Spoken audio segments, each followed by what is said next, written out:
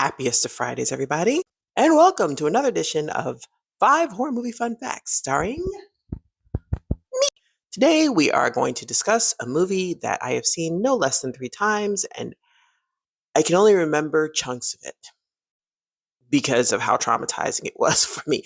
I don't know if it's because I saw it too young. It's a disturbing movie, but it's a great movie. Anyway, today's movie, Pumpkinhead.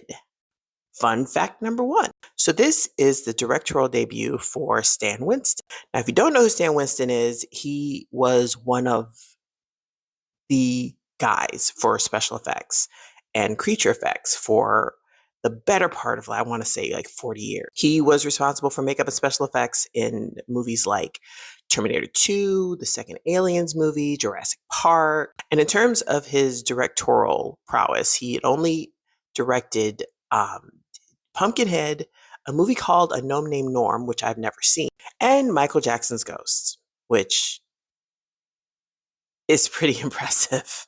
But yeah, when De Laurentiis Entertainment Group got a hold of the script, they sent it to Stan Winston with the intention of having him do the creature effects.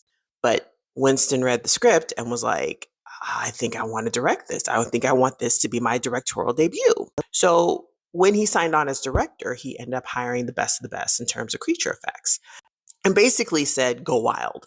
Okay. And so like having him as a director was like a boon for the production company because they only had a $3 million budget.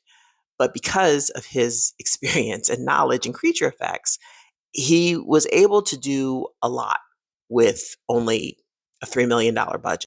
Fun fact number 2. Okay, so the origin of the story of Pumpkinhead comes from a poem written by writer Ed Justin.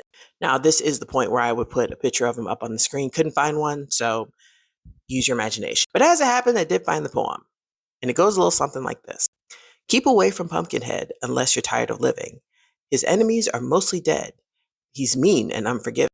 Laugh at him, and you're undone, but in some dreadful fashion.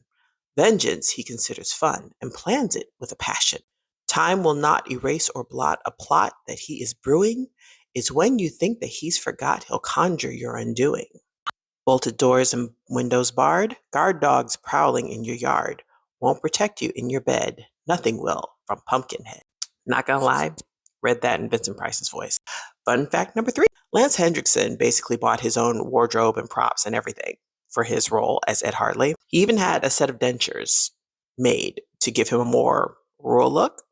Also, all the silver dollars that he gives to Haggis, he actually collected himself going to several pawn shops. Now, what happened to all the silver dollars? According to Hendricks, he says that he dropped them at some point, so they're probably still all in the floorboards of Haggis's cabin. Fun fact number 4. Speaking of Haggis, her eye was actually done using a ceramic sclera lens. So you gotta understand something. This is 1985, and in 1985, soft contact lenses were fairly new, and nobody outside the movies was wearing sclera lenses. So most of special lenses used for eyes were made of ceramic or glass or something that you would normally put in your eye. Now, to create that effect, Shane Mahan used a technique that was used in another movie, Christopher Lee's Frankenstein. This eye. Sorry for the jump scare. TikTok is being really weird with me for these edits, so yeah. Christopher Lee actually did, I'll cover it up. Christopher Lee actually did a Frankenstein movie back in the day, and they used the same technique for his eye. The idea was to give the eye an eerie, sort of milky, supernatural look to it, which worked, I think. Anyway, moving on. Fun fact number 5. So from the design of the sculpture created for Pumpkinhead, studio artists and mechanics and all the special effects people got together to create this suit. Okay.